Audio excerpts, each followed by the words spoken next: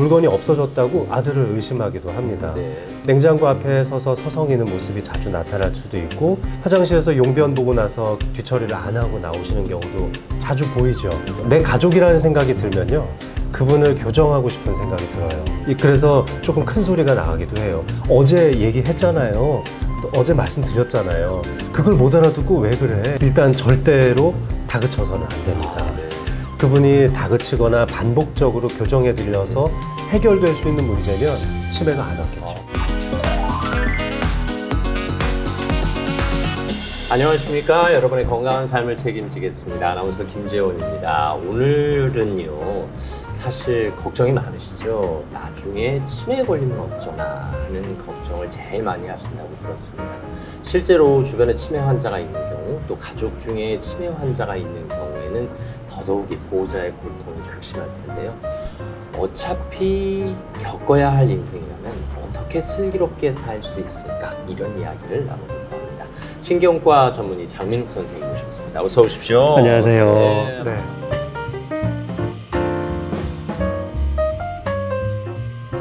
제가 생각하는 장민욱 선생님은 늘 경쾌하시고, 네. 늘 맑고, 네. 늘 밝으신 분이에요. 네. 어쩜 저렇게 환한 미소를 늘 장착하고 계신다는 생각하거든요. 근데 제 안에도 네. 사실 어두운 그림자가 있기는 하죠. 그래요? 그렇지만 제 에너지가 많이 전달되는 직업이잖아요. 오시는 분들이 진료실에 들어올 때 항상 주눅 들어 계시거든요. 네. 혹시 안 좋은 소식이 있으면 어떡하나. 특히 치매를 다루시는 보호자분들도 그렇지만 환자 스스로도 잘 모를 것 같지만 엄청 마음 무겁게 들어오시는데, 제가 이렇게 방긋 웃고 있으면 그래도 기쁜 마음으로 마음을 그럼요. 열어주시더라고요. 네, 설령 안 좋은 소식을 듣는다 하더라도. 네, 맞아요. 그래서 그렇게 말씀드릴 때 더 잘 이해하시고 더 본인의 질병을 이겨내고자 하는 마음이 잘 생기는 것 같아서, 좀 의사 되는 초창기부터 이런 미소를 장착하는 방법을 제 스승님한테 배운 것 같아요. 아유, 제가 배웠습니다. 고맙습니다. 저도 늘 웃는 모습으로 네. 여러 손님들 잘 모시겠습니다. 네, 감사합니다. 가끔 주변에 친구들 만나보면 좀 얼굴에 어두운 그림자가 있나 싶으면 꼭 부모님이 편찮으시더라고요. 네, 사실 요즘은 치매에 대한 걱정 많이 하시니까. 집에 가까운 가족분들 중에 누구 한 분 아프신 분 있으면 정말 온 집안이 정신없어질 정도로 힘들죠. 오늘 아침에 저희 아버지가 내시경을 지금 3주 연속으로 받고 오셨어요. 그래요? 다행히 이제 그 좀 전 단계라고 얘기를 들어서. 근데 요 며칠 사이에 저희 집안이 온통 쑥대밭이었거든요. 거기에 며칠 전 어머니도 코로나 또 다시 양성을 받으셔가지고, 이렇게 이런 문제 때문에도 이 집안이 온 집안이 쑥대밭이 되는데, 혹시 우리 부모님에게 또는 혹시 우리 가족 중에 치매를 앓는 분이 진단을 받게 되면 얼마나 속상할까. 와, 요 며칠 사이에 제가 진짜 몸소 체험했거든요. 제가 매일같이 환자나 보호자분들한테 전해드리는 소식이지만 한 번 더 좀 가슴 깊이 체감을 하는 시기였습니다. 네, 이게 결코 남의 일일 수만 없는 것이 노인 인구 1000만, 그리고 어느덧 치매 환자가 100만 명 시대에 접어들었더라고요. 맞습니다. 게다가 경도 인지 장애까지 합치면 200만이 훌쩍 넘는 수치가 되는 거잖아요. 그러면 가족으로 따지면 그야말로 500만 치매 환자 가족이라는 이야기가 형성되는데, 사실 치매 환자 가족에게 어떤 말씀으로 위로하고 싶으세요? 먼저 그 얘기를 좀 들어볼게요. 내 아버지이고 내 어머니이고 또는 내 배우자라는 생각도 먼저 가지고 있지만, 그거보다 먼저 앞서서 이분이 병을 겪고 계시는 환자라는 마음을 가졌으면 좋겠습니다. 내 가족이라는 생각이 들면요, 그분을 교정하고 싶은 생각이 들어요. 실수를 안 했으면 하는 마음이 들죠. 그래서 조금 큰 소리가 나가기도 해요. 어제 얘기했잖아요. 또 어제 말씀드렸잖아요.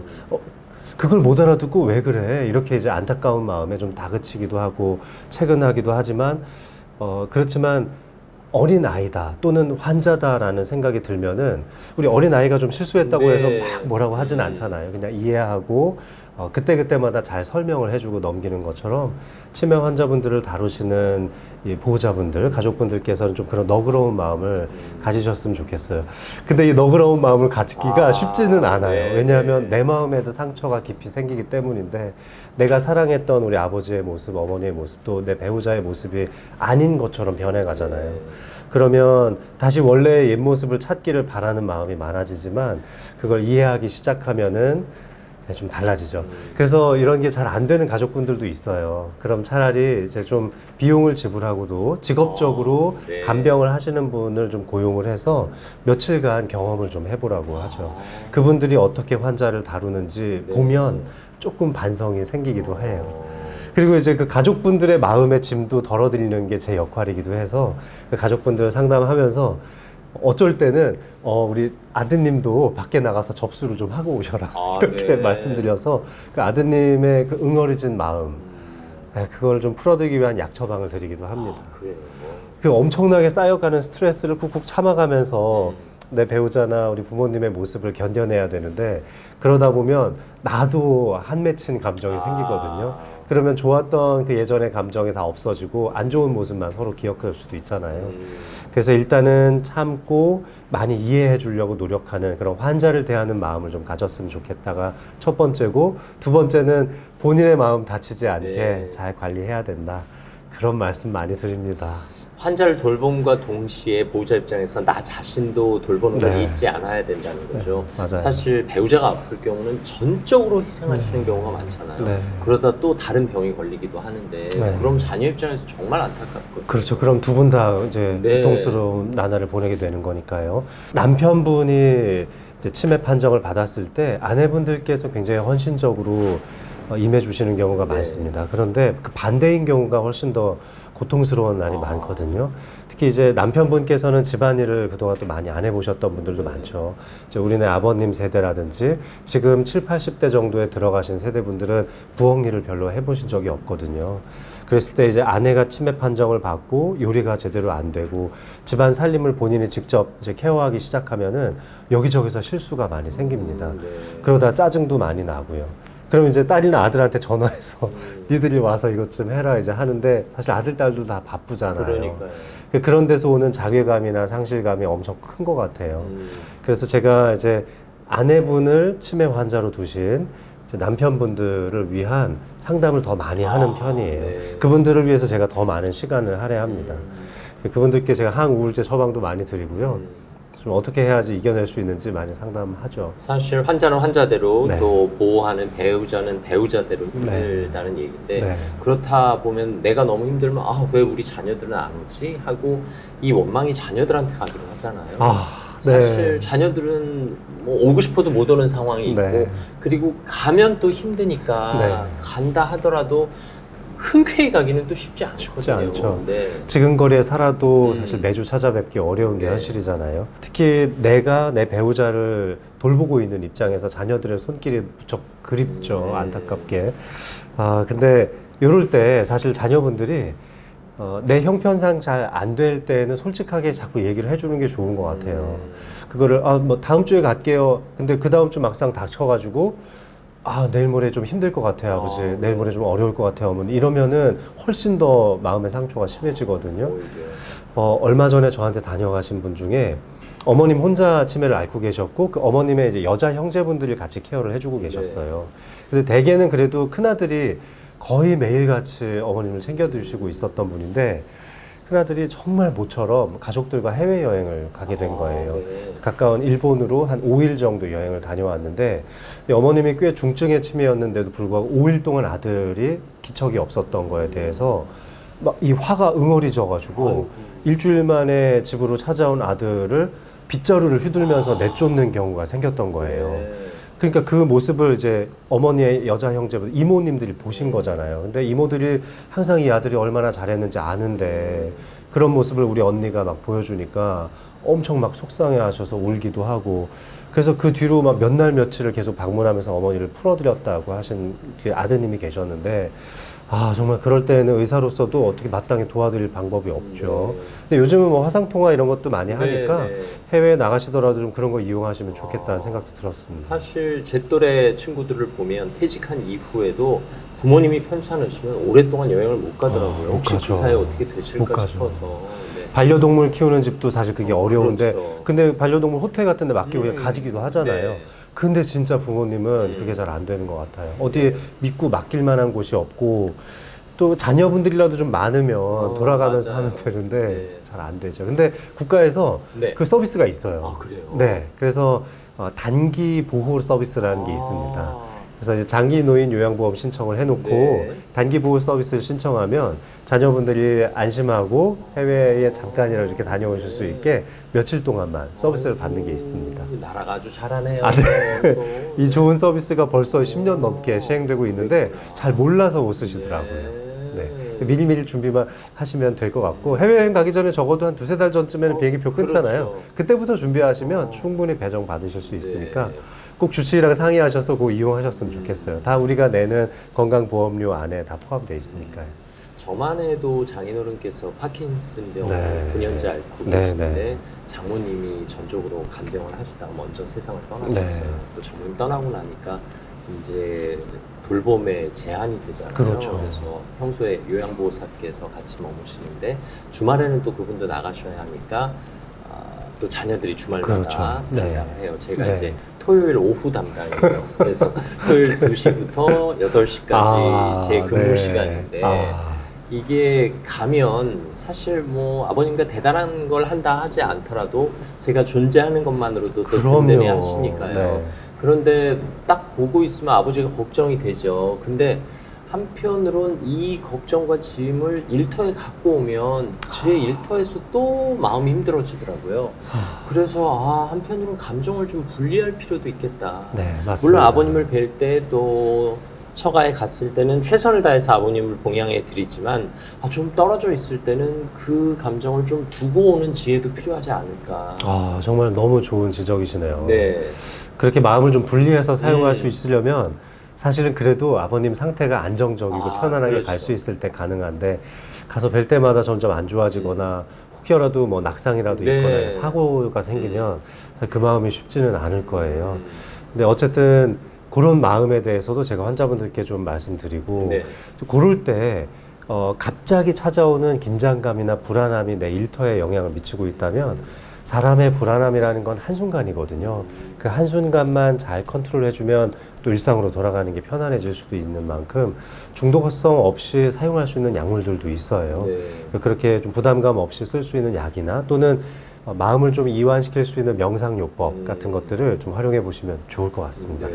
근데 워낙 명상 잘 하시잖아요. 이게 뭐 그냥 명상을 마음 읽기, 잘한다기보다는 마음을 네. 돌보는 일을 워낙 네. 잘하셔서 또 아마 아나운서님 정도의 실력이라면 전혀 문제 없이 잘 케어하실 거라고 생각합니다. 또 아버님께서 이렇게 아나운서님이 오시면 그 네. 토요일 오후가 얼마나 재밌을까요? 뭐 꼭 그렇지는 않으신 것 같긴 한데, 네, 그래도 어쩌다 이제 제가 못 네. 가고 다른 사람이 대신 가거나 이제 저희 아들이 대신 근무를 네. 하게 되면, 니네 아빠 어디 갔니? 니네 아빠 어디 갔니? 일하러 네. 간 거니? 돈 벌어 간 거니? 하고 꼭 물어보시긴 한다고 하더라고요. 그렇군요. 네.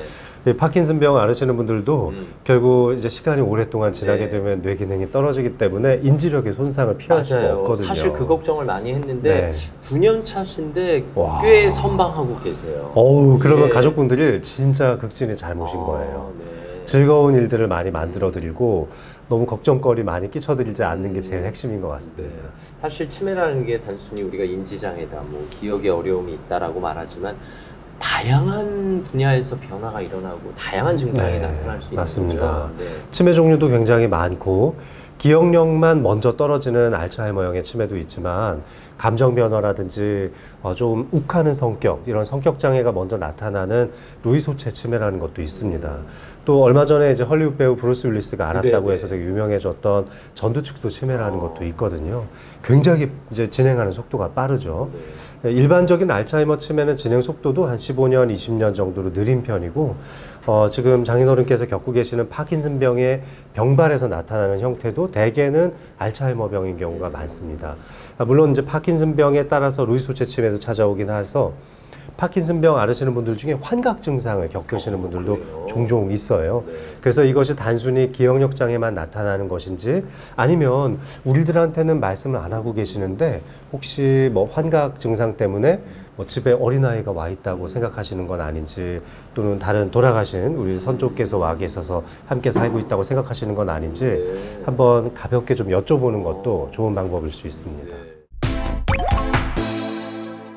사실 슬기로운 치매 생활이라고 이름 붙이면 환자가 이렇게 하세요 보다는 보호자가 환자를 이렇게 대하세요 네. 쪽에 초점이 맞춰지지 않을까 싶어요. 맞습니다. 사실 보호자들이 제일 힘들어하는 거 아니면 가장 실수하는 부분 뭐 이런 건 어떤 게 있을까요? 일단 절대로 다그쳐서는 안 됩니다. 네. 그분이 다그치거나 반복적으로 교정에 들려서 해결될 수 있는 문제면 치매가 안 왔겠죠. 그렇죠. 네, 항상 물건을 잃어버린다거나 또는 물건이 없어졌다고 아들을 의심하기도 합니다. 네. 냉장고 앞에 서서 서성이는 모습이 자주 나타날 수도 있고 화장실에서 용변 보고 나서 뒤처리를 안 하고 나오시는 경우도 자주 보이죠. 네. 근데 그것을 반복적으로 말씀드린다고 해도 교정이 안 되거든요. 경도인지 장애 수준에서는 교정이 됩니다. 그래서 만약에 치매로 진단을 받은 우리 가족이 경도인지 장애 단계라면은 자꾸 말씀을 해주시는 게 좋고요. 네. 이미 치매로 판정이 난 상태라면 교정보다는 그냥 내가 도와드린다는 느낌을 가지시는 게 좋습니다. 그냥 그 상황 자체를 해결하는데 최선을 네, 물을 안 내리고 나오셨으면 그냥 몰래 들어가서 물 내려주시면 되는 거죠.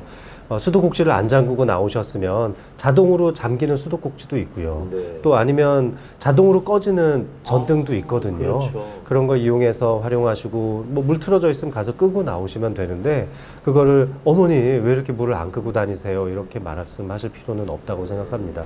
오히려 그런 고민거리가 생기면 주치의와 상의를 하시면 조금이라도 그런 인지력을 높여줄 수 있는 약제 변경이 가능하거든요. 요즘은 워낙 치료의 전략이 다양해지고 있기 때문에 뭐 감정 기복에 대처하는 약물이라든지 기억력이나 집중력에 대처하는 약물들 다 분리되어 있어요. 네. 과거처럼 너무 좀 깔아지게 하는 약들, 너무 부작용이 심한 약들 잘 사용 안 하거든요. 네. 그래서 그렇게 좀 상의하셔서 결정하시면 더 좋을 것 같습니다. 특히 연세 많으신 분들이 인지력이 약하면 낙상 가능성이 굉장히 높아요. 그렇겠네요. 새벽녘에 갑자기 이제 소변이나 용변이 마려워서 일어나다가 넘어지는 경우도 많고요. 제일 많이 넘어지시는 게 바지 입다가 넘어지세요. 사실 네. 우리도 좀 잘못하면 이렇게 네, 걸려서 넘어지잖아요. 그렇죠. 그래서 가능하면 바지를 의자에 앉아서 또는 바닥에 앉아서 갈아입는 것을 좀 많이 추천드리고요. 또 욕실 바닥에 물기가 좀 있거나 네. 뭐 샴푸 같은 걸 하실 때 비눗물이 좀 떨어져 있으면 금세 미끄러질 수 있어요. 네. 우리는 슬쩍 미끄러져도 어이쿠나 하고 이렇게 중심을 네네. 잡는데 어르신들은 그게 잘 안 되거든요. 그래서 단 한 번의 낙상이 정말 치명적인 건강에 영향을 미칠 수 있기 때문에 절대로 그 어떤 상황에서도 낙상이 일어나지 않게 보호 장비를 좀 마련해 주시는 게 좋습니다. 네. 그래서 난간 같은 걸 좀 화장실에 꼭 설치하라고 말씀드리고요. 침대도 가능하면 조금 낮은 높이의 침대를 선택하시고 침대 주변에는 우리 어린아이 키우는 집에서 그 매트 깔아 놓잖아요. 네네네. 애들 막 뛰다가 넘어져도 다치지 않게 하는 매트를 그 주변 환경에 좀 깔아 놓으시고 적어도 화장실 가는 길까지만이라도 좀 이렇게 네. 깔아 놓으시면 좋을 것 같습니다. 저희도 아버님 방에 손잡이 다 달았고, 아우, 네, 역시. 화장실 네. 가는 길목까지는 봉 다 달아드렸고요. 그리고 일단 몇 년 전에 침대를 병원 침대로 바꿔드렸어요. 높이 조절되고. 네, 네네네. 그거 좋죠. 훨씬 좋아하시더라고요. 훨씬 좋죠. 그리고 맞습니다. 뭔가 병원에 있는 것 같은 느낌 때문인지 오히려 더 안심이 된다는 표현도 맞습니다. 쓰시더라고요. 옆에 사이드 레일이 있어가지고 네, 네. 이렇게 올려놓으면 그렇죠. 이렇게 뒤척이다가도 떨어지지 않고 네. 너무 좋죠. 이게 장기요양보험 쪽에서 저렴한 가격으로 맞아요. 제공이 되던데요. 맞습니다. 또 대여도 가능하고. 맞습니다. 그런 의료장구들에 대한 이 서비스도 있기 때문에 네. 의사 처방이 있으면은 조금 더 저렴하게 구매할 수 있죠. 네. 사실 흔히 치매를 나쁜 치매다, 착한 치매다, 뭐 보호자 입장에서 구분을 하기도 하잖아요. 네. 이게 노력한다고 나쁜 치매가 착한 치매가 될 수도 있나요? 될 수 있습니다. 아, 그래요? 네. 원래 가지고 계시던 성격이 네. 변하게 되는 게 치매거든요. 아. 자, 그런데 원래부터 되게 좀 급하시고 네. 좀 다혈질이신 분들 있죠. 우리 그렇죠. 아버님들 중에 그런 분들 계시는데 네. 근데 그렇다 하더라도 치매가 찾아오게 되면 성격이 변하거든요. 그러니까 그렇게 굉장히 많이 변할 수 있는 그런 시기, 되게 따뜻한 마음으로 아버지에게 항상 즐거움과 감사함을 표현하는 게 좋아요. 아버지 사랑합니다. 아버지가 있어서 오늘 저희가 이렇게 마음 편히 살 수 있어요. 그동안 너무 고생 많으셨어요. 이런 말씀 드리면 아무리 다혈질이신 아버님도 되게 마음을 편안하게 내려놓으시겠죠. 아유, 우리 아들이 그런 깊은 감정을 느낄 수 있게 자꾸 얘기를 하셔야 돼요. 그리고 자기 전에도 뭐 이렇게 전화 드려서 사랑해요 아버지 이런 말씀, 평상시 전혀 그런 대화가 없던 가족이라도 그런 말을 자꾸 해드리면은 착한 치매로 가거든요. 그러면 그 성격이 온화하고 되게 따뜻하신 분으로 변해요. 근데 그런 게 잘 안 되고 아버지를 자꾸 뭐 교정하려고 한다거나 조금 딱딱하게 자꾸 아들도 대하기 시작하면 원래 성격이 더 강해지기도 하거든요. 그래서 좀 그런 따뜻한 말씀 많이 해주시고, 그리고 또 좋은 소식만 전해주셨으면 좋겠어요. 이번에 저 둘째네 손주 누가 갑자기 뭐 아파가지고 장염 걸렸는데 입원했는데 뭐가 안 좋대요. 이런 소식은 제발 좀 전해주시지 마시고, 이번에 셋째네가 뭐가 잘 됐대. 무슨 상을 받았대요. 어디 이번에 이사를 갔는데 참 그 동네가 좋다네요. 뭐 이런 좋은 소식 있잖아요.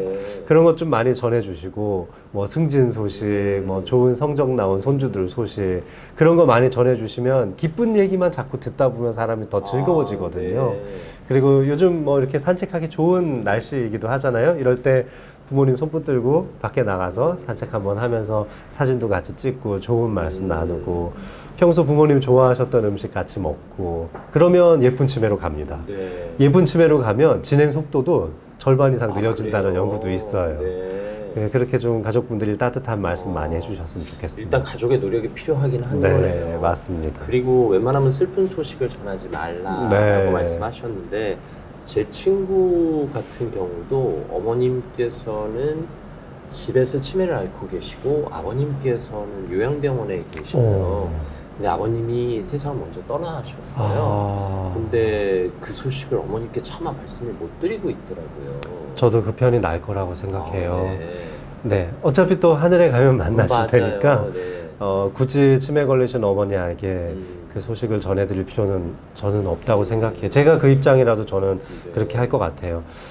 이런 부분들을 이제 저한테 상담을 주시는 보호자분들께도 제가 이렇게 제 가족이라면 그냥 제 개인적으로는 이렇게 생각한다고 말씀을 드립니다만, 원칙적으로는 사실은 그런 가정사에는 개입을 안 하는 게 이제 의사의 본분이지만, 그렇죠. 뭐 형제 자매들이 잘 일을 하시겠지만, 그래도 저는 제가 그 입장이라면 저는 말씀 안 드릴 것 같아요. 이렇게 말씀드립니다. 저는 그 친구분께서 너무 잘하시고 계시는 것 같아요. 사실 어머님께서 치매 증상을 보이시다가도 가끔 온전한 정신이 돌아오면 니네 아버지는 잘 계시니? 아유 그럼 요양병원에서 좀 알아서 잘 해줘. 언제 한번 보러 가자라고 하면 그래요 보러 가요 하고 또 어머니는 바로 잊어버리시니까 그냥 그때는 네 언제 한번 모시고 갈게요 이렇게 답해도 되는 거죠. 작년에 찍은 사진 이렇게 보여드리면서 봐요 잘 계세요 이렇게 보여드리면 될 것 같아요. 그런 것도 지혜로운 방법이네요. 사실 이런 어떻게 보면 사소해 보이는데 또 어떻게 보면 중요한 부분이라 그때그때 가족과 함께 의사결정을 내린다 하더라도 이게 잘하고 있는 걸까 하는 후회가 밀려오긴 하거든요. 아마 나중에 지나고 나면 후회스러운 일들이 많을 거예요. 그때 좀 더 따뜻하게 말씀드릴 걸, 그때 왜 더 잘해드리지 못했을까. 특히 치매로 진단이 딱 되고 나면 이제 가족분들 전체가 깜짝 놀라게 되고 엄청 펑펑 우시는 분들도 많아요. 이미 늦었다고 생각하시거든요. 근데 치매도 저희가 이제 크게는 3단계 정도로 나눠서 보고 좀 더 세부적으로는 이제 5단계로 나눠서 치매를 다루는데, 그래도 한 중기 정도 될 때까지는 어느 정도는 인지력을 유지할 수 있고 또 그거를 본능적으로 느끼시거든요. 그래서 그때까지는 아직 늦지 않았으니까 좀 만회할 수 있는 기회를 많이 가지실 수 있습니다. 어머님, 아버님 중에 한 분이 편찮으시고 이제 반대 배우자께서 간병하시는 경우 시간이 오래 흐름에 따라 이제 간병하시는 배우자가 지쳐가시는 게 자녀들 입장에서 보이잖아요. 그럼요. 그럴 때는 어떤 조치를 해야 돼요? 좀 분리시켜서 요양병원에 모신다거나 아니면 어머님에게 좀 자유시간을 드릴 수 있도록 해야 되나요? 근데 또 어머니 입장에서는 네 아버지 두고 내가 어디를 가니? 내가 쉬는 게 쉬는 거겠니? 분명히 이렇게 말씀하시니까요. 근데 또 반대인 경우도 있어요. 그래요. 나 좀 살려다오. 이렇게 하시는 분들도 그럴 있어요. 수 있죠. 진짜 개인 다양해요. 성향에 따라 맞습니다. 다른 거겠죠. 대개는 남편분이 치매가 됐을 때 그 아내분의 입장에서는 끝까지 헌신하시는 경우를 훨씬 더 많이 봐요. 그런데 어느 쪽이 치매에 걸리더라도 똑같은 것은 나쁜 치매로 갔을 때는 견딜 수 있는 보호자는 없습니다. 마음의 상처가 너무 깊어지거든요. 그래서 나쁜 치매, 못생긴 치매로 가지 않고 예쁜 치매로 갈 수 있게 미리미리 계속 준비를 하셔야겠지만 그 나쁜 치매로 가는 순간에는 가족들이 감당하기는 좀 어렵다고 생각합니다. 그랬을 경우에는 그 남겨져 있는 남은 배우자분도 훨씬 더 빨리 병환을 겪게 되실 그래요. 가능성도 있고 그분도 인생이 중요하거든요. 그럼요. 그래서 지금 이제 전문 간병사를 또 쓰고 네, 계시잖아요. 평일에는 너무 좋은 선택이기도 합니다.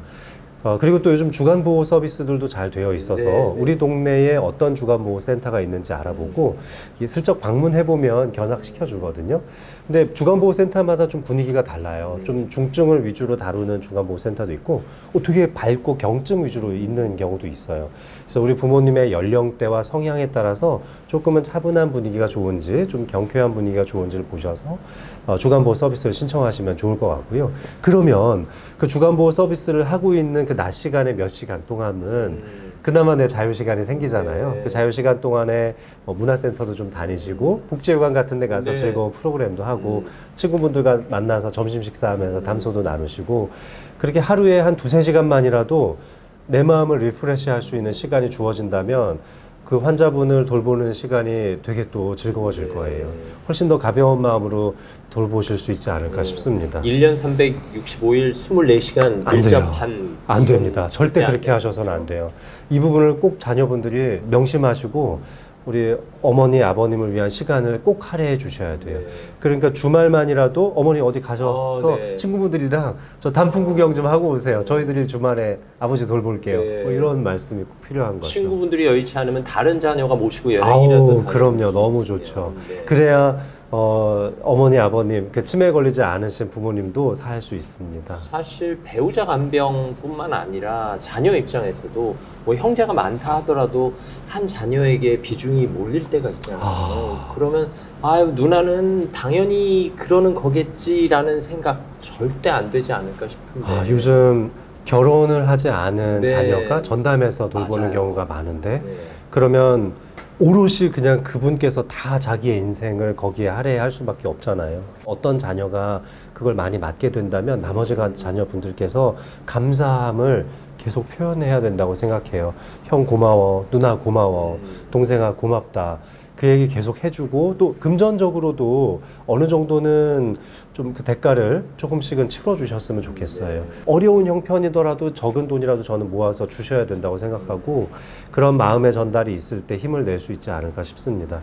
언젠가는 떠나시겠죠. 부모님들이 언젠가는 떠나실 거고 그랬을 때 그 남겨진 돌보던 자녀 그 돌보던 분들이 굉장한 상실감에 처하게 되거든요.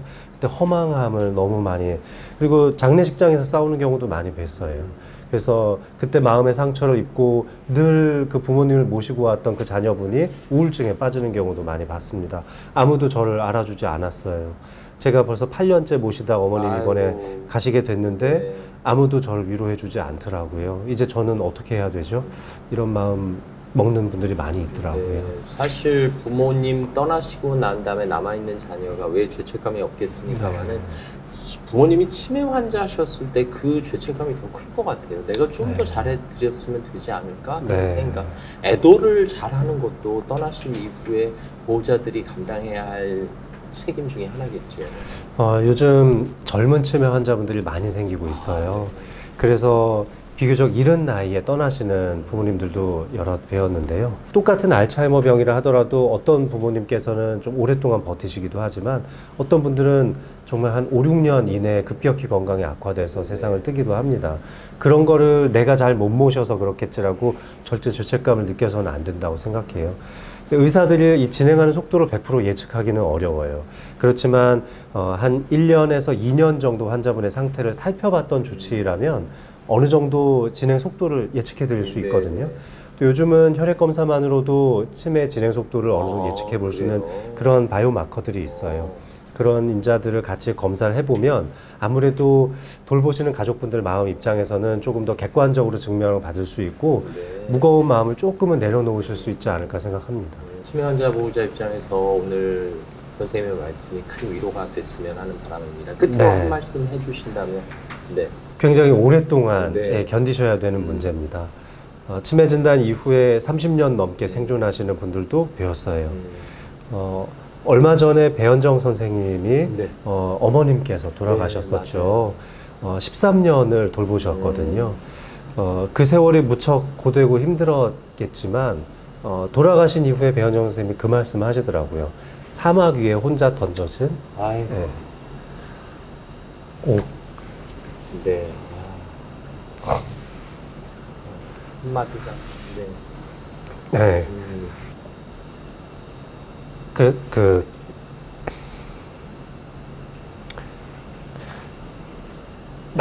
마지막 순간까지 마지막 순간까지 좀 후회스럽지 않게 하기 위해서라도 정말 정성을 다해서 돌봐주시기를 네. 간곡히 부탁드립니다. 맞습니다. 여러분 고생 많으신 거 다 압니다. 환자도 알고 여러분의 가족도 알고 또 저희도 알고 있습니다. 힘들고 어려우시겠지만 조금만 더 견뎌내시고 환자를 돌보는 만큼 내 마음 돌보는 것도 잊지 않으셨으면 좋겠습니다. 또 제가 59살 네. 아무 이상 증상 없어요. 그래도 가서 진단을 한번 받아볼 필요도 있는. 벌써 이제 쉬우 나오시라고요? 네, 아유 죄송합니다. 네. 내가 그동안 얼마나 절제된 인생을 살았는지, 얼마나 방탕한 인생을 살았는지 시험 제가 보는 느낌. 바로 얘기해 드릴 수 네. 있습니다. 어머, 술을 한 잔도 안 드셨군요. 그런 것도 다 나옵니다. 그래서 제가 방송할 때마다 늘 물어보고 싶은 게 얼마예요? 얘기하셔도 되잖아요, 우리끼리는. 여러분 안녕하십니까, 김재훈입니다. 여러분의 건강한 삶을 도와드리겠습니다. 생로병사, 누구나 겪는 과정입니다. 그 가운데 병, 안 걸릴 수는 없는 걸까요? 아마 많은 분들이 치매에 걸리면 어떡하지 하는 막연한 걱정과 두려움이 있으실 텐데요. 글쎄요, 이 치매야말로 어떻게 하면 예방할 수 있을까요? 이런 이야기 나눠보겠습니다. 신경과 전문의 장민욱 선생님과 함께합니다. 어서 오십시오. 안녕하세요. 생로병사, 네. 어쩔 수 없이 인간이 겪어야 하는 거죠. 그럼요. 나이 들면서 또 피해갈 수 없는 네. 병 중에 하나가 뇌질환이기도 하고요. 자연스럽게 인지력이 조금씩 떨어지기도 하죠. 어찌 젊은 때만큼 집중력을 발휘할 수 있겠습니까? 네. 근데 이것이 자연스러운 노화 안에서 일어나는 것인지 아니면 유난히 내가 그 노화를 빨리 겪고 있는 뭔가 다른 병이 있는 것인지는 네. 빨리 알아봐야겠죠. 이 노화의 속도가 빠르다고 질병이 나에게 빨리 다가온다라고 생각해도 되는 건가요? 맞습니다. 뇌는 비가역적 손상이 발생해요. 다른 장기들은 저절로 힐링도 일어나고 네. 젊음을 조금씩 되찾기도 하거든요. 열심히 노력하면요. 그런데 뇌는 사실 상당한 노력이 기울여져도 다시 젊음을 찾기는 좀 어렵습니다. 네. 이 신경세포가 가지고 있는 특성 때문인데 뇌는 완전한 신경세포의 집합체잖아요. 네. 근데 이 신경세포는 다시 재생이 잘 일어나지 않습니다. 물론 이제 최근 연구들을 보면은 뭐 특정 조건 하에서 조금씩 신경세포가 재생되기도 한다는 연구 결과가 있어서 요즘 저도 뭐 뇌로빅이라든지 네네. 많이 뇌를 쓸 수 있는 동작들을 많이 알려드리고는 있는데 어느 정도 한계가 있는 거는 사실이죠. 그래서 노화의 속도를 측정하는 과정이 치매를 진단하는 과정이라고 저는 생각하고요. 그래요? 이 노화의 속도가 빠른 분들을 조금 느리게 가게 만들어 드리는 게 치매를 예방하는 방법이라고 생각합니다. 나한테 좀 빠르게 노화가 찾아올 수 있는 그런 조건이 갖춰져 있다면 그 조건을 하나둘씩 빨리 빼줘야죠. 그래서 치매를 예방한다라는 말을 요즘 많이 쓰는데 치매 예방 지금은 어렵지 않게 됐어요. 네. 여러 가지 좋은 치료 약제들도 나왔고요. 엄청 일찍 진단할 수 있는 방법들도 많이 나왔거든요. 네. 진짜 꿈 같은 얘기했던 뇌신경세포를 망가뜨리는 원인 물질을 제거해 주기도 하고요. 그런 약들을 최근에 여러 개의 임상 연구들이 진행되고 있거든요. 아마 제 생각에는 한 2026년부터 8년까지 최소 3개 이상의 추가적인 치매 치료제가 나올 거라고 예상하고 있습니다. 제가 언젠가 선생님께 그런 질문 한 적이 있어요. 아침마당 방송할 때 한 20년 후, 30년 후에 치매 걸리면 어떡해요? 파킨슨병 걸리면 어떡해요? 했더니 네. 걱정 마세요. 그때는 또 다른 치료제가 있을 겁니다. 이런 말씀을 하셨거든요. 네, 아나운서님이 만약에 네. 이제 70대 정도가 되는 시기가 온다. 네. 한 30년 뒤인가요? 네, 그러네요. 네, 자, 벌써 그렇게 됐네요. 네. 제 생각에는요, 네. 한 10년만 더 있어도요, 인간의 평균 수명을 120세까지 대부분 보장해서 연장할 수 있는 의학적 기술들이 나올 거라고 생각해요. 네. 특히 이 분야에서 가장 선두 분야를 달리고 있는 게 뇌건강 분야거든요. 네. 기존에는 가장 후발주자였는데 지금은 제일 선두주자가 됐습니다. 모든 제약회사가 집중하고 있는 것이 지금 뇌질환에 대한 예방 대책이고요. 치료 정책을 개발하는 겁니다. 아무래도 그쪽으로 돈이 좀 쏠리니까 더 많이 개발을 하겠죠. 그래서 엄청나게 많은 펀드가 투자되고 있는 만큼 아마 꽤 많은 치료제들이 개발될 거라고 예상하고 있습니다. 그러면 좀 일찍 진단해야 치료 효과도 그러네요. 좋잖아요. 네, 네, 네. 뭐 예를 들어 우리 위암 같은 경우에 조기에 진단하면 95% 이상 생존하거든요. 하죠. 그러니까 치매도 조기에만 진단해낼 수 있다면 치매 안 걸리고 120살까지 일상생활을 다 하면서 살 수 있도록 만들어 드릴 날도 머지 않았다고 생각합니다. 예, 그날을 기대하겠습니다. 네, 그럼요. 그러면 이게 치매에 걸릴 만한 사람이 따로 정해진 거예요? 따로 정해져 있습니다. 아, 그래요? 네. 안타깝게도 네. 일단은 이게 태어나면서부터 결정되어 있는 유전적 요인도 있죠. 네. 유전자의 유전적 소인을 저희가 대략 10에서 20%까지 봅니다. 뭐 일부 전두측두 치매인 경우에는 한 50~50%까지 기여도를 보기도 하지만 대개는 한 20~20%다 이렇게 설명을 드립니다. 그러면 이제 부모님들 중에서 네. 한 분이 치매다. 그러면 두 분 중에 한 분만 치매로 있어도 대략 한 30%에서 40% 이상 치매 걸릴 확률이 높아지기도 합니다. 네. 또 두 분 다 치매가 아닌데 내가 그런 유전자를 가지고 있다면 유전자를 가지고 있지 않은 분들에 비해서 16배 이상 치매 걸릴 가능성이 높아진다고 보는 그런 유전자도 있어요. 잠깐 여기서 짚고 넘어가는 건 가능성이 높을 가능성이 뿐이지 높은 겁니다. 반드시 걸린다의 그렇진 개념은 않죠. 아니에요. 네. 네, 맞습니다. 치매에 걸릴 수 있는 확률은 점점 줄어들고 있어요. 제가 레지던트를 할 때까지만 해도 85세 이상 되면은 한 45에서 50%가량의 치매가 된다라고 알려져 있었지만 최근 연구 결과들을 보면 25%까지 이게 또 낮아졌거든요. 이제 우리가 점점 더 뇌 기능을 활용하는 사회 활동이 많아지게 되고 좋은 식생활 또 혈관성 질환에 대한 예방 대책이 많이 생기면서 치매 걸리는 비율도 그만큼 낮아지고 있으니까 내가 유전자를 가지고 있어서 뭐 2배가 됐다, 10배가 됐다 하더라도 피해갈 수 있는 확률이 훨씬 더 높거든요. 그래서 그런 통계학의 숫자에 너무 걱정하지는 않으셨으면 좋겠습니다만 그래도 타고난 나의 어떤 건강 상태에 영향을 미치는 요소들이 있으니까 만약에 내 직계가족분들 중에 그런 위험성이 있는 분들이 있다면 한번 좀 검사를 해볼 만하죠. 근데 이것도 좀 성격 따라 달라요. 아, 그래요? 왜냐하면 아는 게 힘이라고 생각하시는 분들도 있지만 네네. 모르는 게 약이라고 생각하시는 분들도 있어요. 사실 전 알고 대비했으면 좋겠어요. 그렇죠. 그런 성격이죠. 네네. 슈퍼 J이시잖아요. 그렇죠. 네. 근데 슈퍼 P이신 분들은 그걸 알면 너무 스트레스 받을 것 같다. 그러면 되게 노심초사하고 걱정하시는 분들도 있어서 네. 제가 이제 유전자 검사를 권할 때 성격을 좀 잘 파악해보고 하자 이렇게 말씀도 드립니다. 그래서 미리 좀 알면 대책을 세울 수 있는 것들이 몇몇 가지 있는데요. 네. 그 중에 이제 대표적인 것들이 유전자 검사는 좀 이른 시기부터 해볼 수 있다고 생각해요. 만약에 나에게 그런 치매 유전자가 있다면 어려서부터 좀 음주를 좀 절제한다거나 네. 조금은 먹는 즐거움을 좀 포기해야겠지만 절제된 식생활을 좀 유지할 수 있고 말이죠. 그러니까 생활 습관으로 가능성을 그럼요. 확 낮출 수 있는 거예요. 네. 뭐 내 조부모께서 또 내 부모께서 만약 그러면 우리 집안 식구들 유전자 검사 해볼 수 있잖아요. 근데 중학생 된 내 아들이 너무 막 무절제한 식사를 좋아하고 탄산음료 좋아하고 네네. 막 너무 비만으로 가고 있다면 뭐 햄버거에 피자에 피자도 그러면- 한 번 먹으면 2판이고 막 이러면 어릴 때부터 정말 강력하게 그걸 좀 조절을 해주면 더 좋겠죠. 그런 것들은 저는 아는 게 힘이라고 생각을 하는 편이긴 한데요. 또 본인의 성격, 가족의 분위기 파악하셔서 결정해 보셨으면 좋겠습니다. 두 번째로는 후천적인 영향도 영향을 굉장히 많이 네, 받는데 네. 결국 전체 치매의 약 30% 정도를 혈관성 치매가 담당하기 때문에 네. 내가 어떤 인생을 사느냐에 따라서 혈관이 굉장히 시시각각 변할 수 있죠. 특히 혈관성 치매는 우리 생활 습관이 네, 좌우하는 맞습니다. 셈이네요. 그래서 그렇다면은 혈관을 좀 보호해주는 생활 습관을 가진다면 치매의 3분의 1 정도는 예방할 수 있는 거거든요. 그것만 해도 크죠. 그럼요. 네. 그래서 정기적으로 검사만 잘 해봐도 예를 들어서 이제 성인이 된 이후에 건강검진만 잘 해봐도 내가 혈압이 이렇게나 높았나? 당뇨가 조금씩 오고 있네? 이런 것들을 알고 미리 대처한다면 치매도 충분히 예방할 수 있습니다. 그리고 요거는 이제 제가 방송에서 네. 이제 공영방송에서는 제가 잘 얘기를 못했던 건데 네. 이 가방끈이 길면 치매가 좀 덜 와요. 그래요. 네, 근데 이게 이제 학력 수준에 따르는 치매 발병률의 차이가 네. 치매 연구 쪽에서는 굉장히 극명하게 나오거든요. 근데 방송에서는 좀 말씀드리기가 좀 어려운 부분이 있죠. 그래서 배움의 길을 좀 더 길게 가져보는 것도 좋은데요. 늦어도 상관없습니다. 뭐 60대에 은퇴하신 이후에 뭐 좀 어떤 학문에 도전을 해본다거나 뇌 활동을 촉진시킨다는 그럼요. 개념이에요. 맞습니다. 결국 가방끈이 길다는 것, 학력 수준이 높다는 건 그만큼 뇌를 많이 쓰며 살았던 시절이 길었다는 거거든요. 아무래도 뭐 대학을 나오신 분들이 조금 더 그런 인지력을 활용하는 직업군에 속했을 가능성이 조금 더 높다고 보는 거죠. 그리고 실제로 통계적으로는 그런 수치들이 나오고 있고요. 그래서 그렇게 본다면 그래도 끝까지 뭔가 자기 개발을 좀 해보고 또 좀 인지력을 발휘할 수 있는 취미 생활을 좀 해보셨으면 좋겠어요.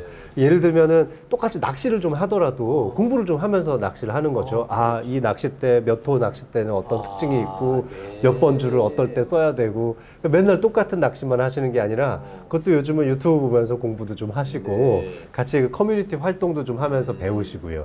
그러면 훨씬 더 심도 깊게 뇌 기능을 좀 쓸 수 있지 않겠습니까? 외국어 공부하면서 단어 외우는 것도 도움이 뭐 저 요즘 일본어 공부 좀 해보려고 네. 하는데요. 그런 거 너무 좋죠. 뭐 내년에 우리 가족들끼리 뭐 일본에 한번 여행을 가겠다.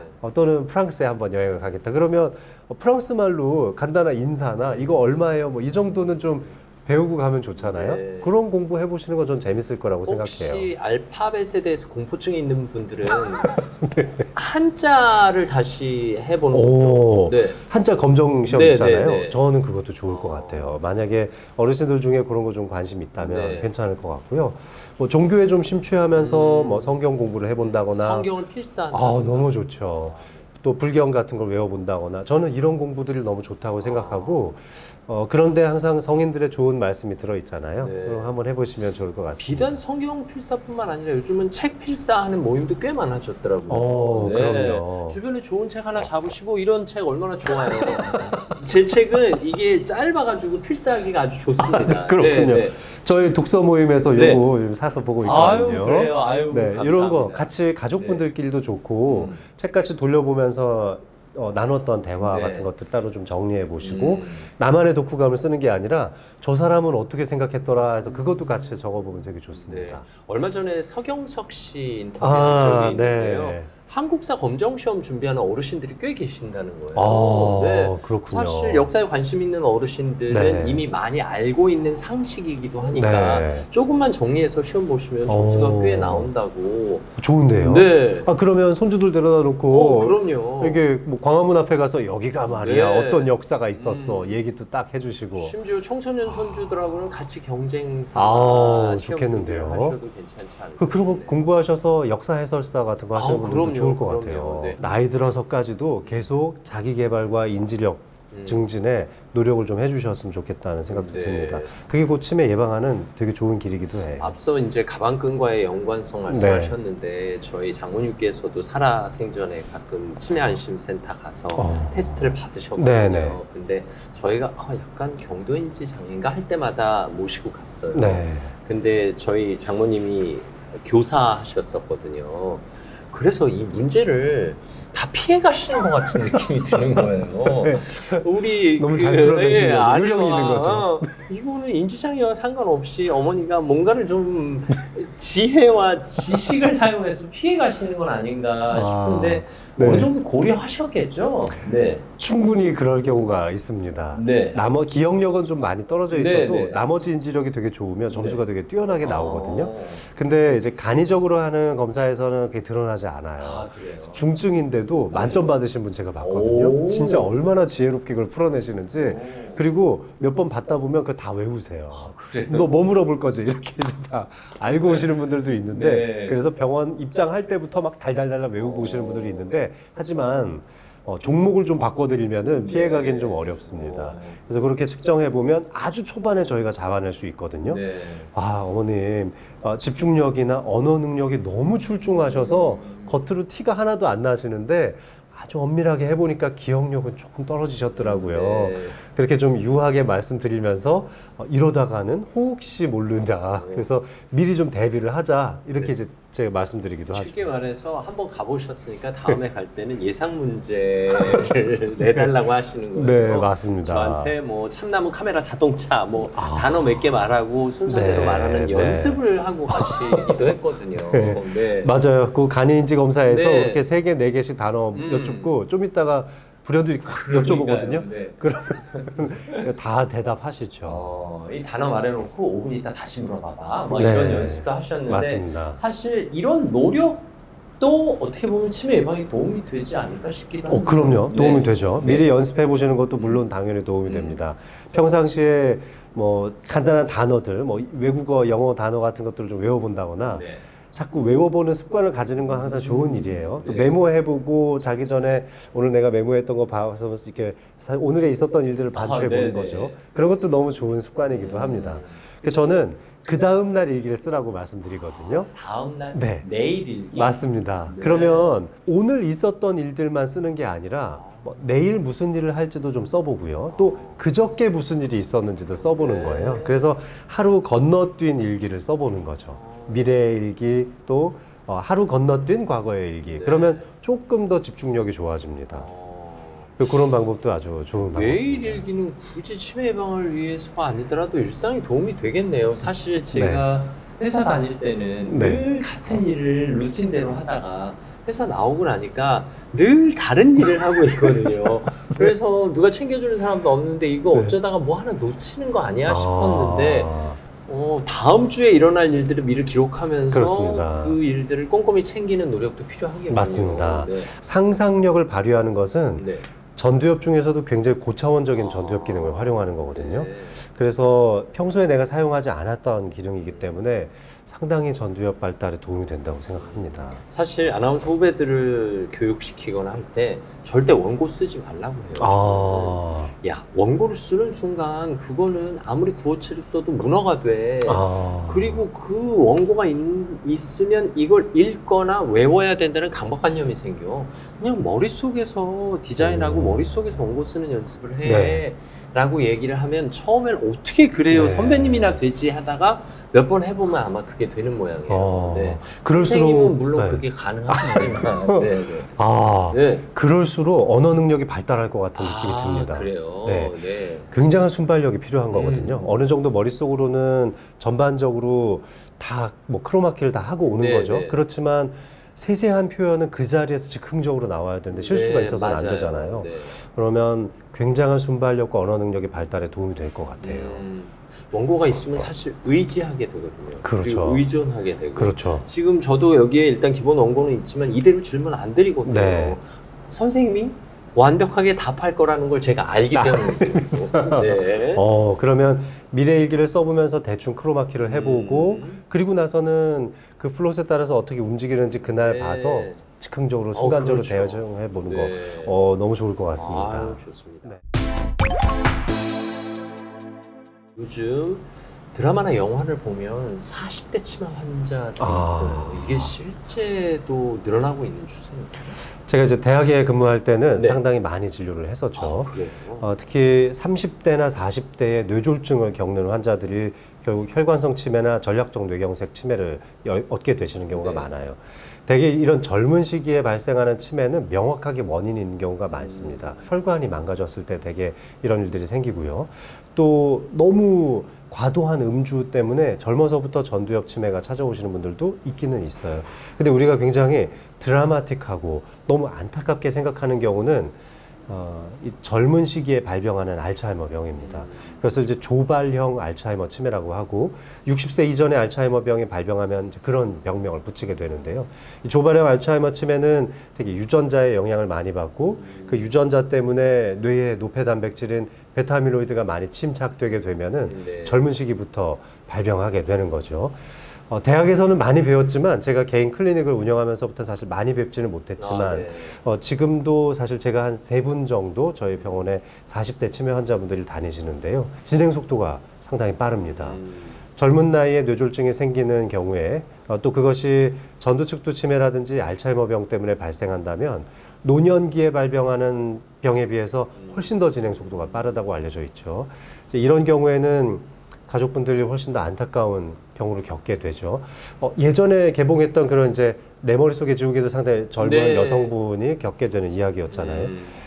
그런 일들이 실제 우리 주변에서 벌어지고는 있습니다. 물론 그 가능성이 무척 낮지만 충분히 있죠. 지금 떠오르는 영화 중에 하나가 외화 중에 스틸 앨리스라고 언어학과 교수님이 치매에 걸리면서 이겨내는 과정을 그린 작품이 있었는데 스틸 앨리스요. 네. 저도 한번 봐야겠네요. 사실 언어학자면 뇌 활동이 활발했을 텐데 그렇죠. 또 그런 질병에 노출될 수도 있다는 뜻이잖아요. 네, 맞습니다. 네. 젊어서부터 발생하는 조발형 알츠하이머 치매인 경우에는 일단 베타아밀로이드라고 하는 노폐 단백질을 처리하는 유전자의 결함이 있거나 네. 또는 좀 안 좋은 성향의 유전자를 물려받았을 가능성이 매우 높습니다. 그러면 20대 중반 이후부터 베타아밀로이드가 뇌에 침착된다고 알려져 있죠. 젊어서는 사실 인지력이 좀 떨어지거나 집중력이 떨어질 때 나에게 치매가 올 거라는 예상은 전혀 하지 않거든요. 네. 그러니까 되게 남들로부터 지적받기 시작하면 좀 늦을 때가 많아요. 나는 좀 느끼고 있지만 넘길 때가 많고 30 중반 정도 되면 되게 내가 하고 있는 일 안에서는 큰 변화는 없어요. 늘 하던 대로 또 크게 인지력을 많이 발휘하지 않아도 해낼 수 있는 일들로 들어가기 때문에 티가 잘 안 납니다. 물론 크리에이티브한 잡을 하는 경우에는 좀 티가 날 수도 있겠지만 대부분은 그렇지 않죠. 그러면 나중에 이제 직장 상사로부터 실수가 너무 잦으니까 좀 업무에서 좀 배제를 시킨다거나 뭐 다른 부서로 이동이 된다. 이럴 때 이제 본인이 느끼게 되거든요. 근데 이때는 검진을 해봐야 늦는다는 겁니다. 그래서 혹시나 이제 요즘에 브레인 포그라는 말을 많이 쓰는데요. 굉장히 지쳐 있을 때, 흔히 뭐 이기조스천 됐다, 너무너무 지쳤다, 이렇게 브레인 포그가 많이 찾아옵니다. 이건 이제 전두엽에서 발휘할 수 있는 에너지가 고갈됐을 때 이런 문제가 많이 생기는데, 단순 브레인 포그라면 집중력이 떨어져 있는 문제니까 금세 회복할 수 있어요. 뭐 한 3개월 정도 휴가 내서 어디 가서 늘어지게 놀다 오면 좋아지기도 하거든요. 그게 말이에요. 뭐 예를 들어 내가 정말 좋아하는 취미 활동을 할 때에도 인지력이 떨어지는지 봐야 됩니다. 굉장히 뭐 테니스를 치는 걸 되게 좋아하는데 막 그 동호회 가서 테니스 칠 때는 말도 되게 잘하고 엄청 막 조직을 잘 꾸려나가면서 엄청 잘해요. 아니면 뭐 스마트폰으로 하는 게임 좋아하시는 분들 게임 할 때는 막 엄청 잘 돼요. 고수도 칠 때 엄청 잘 돼요. 하지만 업무에만 들어가면 계속 브레인 포그가 오는 거예요. 그러기도 해요. 그러면 이것은 선택적 인지장애가 오는 거잖아요. 그러면 뇌에는 큰 변화가 있을 가능성은 없어요. 그냥 너무 지쳐서 그렇겠거니 이렇게 볼 수 있지만 일상생활 전반적으로 실수가 벌어지고 있다는 걸 내가 눈치채고 있다면 빨리 가서 검사를 받아보시는 게 좋습니다.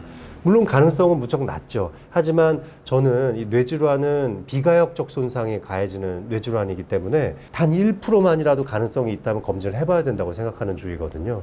그래서 꼭 검진을 좀 미리 받아보고 유전자의 문제는 없는지, 내 머리에 베타아밀로이드가 빠르게 침착되는 것은 아닌지 검사해보면 좋을 것 같습니다. 베타아밀로이드가 침착되기 시작한 이후에 15년 뒤에 치매 진단이 내려지게 되거든요. 그러니까 미리만 검사한다면 15년 전부터 알아낼 수 있는 검사법이라고 생각이 들기도 합니다. 그러면 쉽게 말해서 제가 59살 아무 이상 증상 없어요. 그래도 가서 진단을 한번 받아볼 필요도 있나요? 벌써 이제 59이시라고요? 네. 아유, 죄송합니다. 네.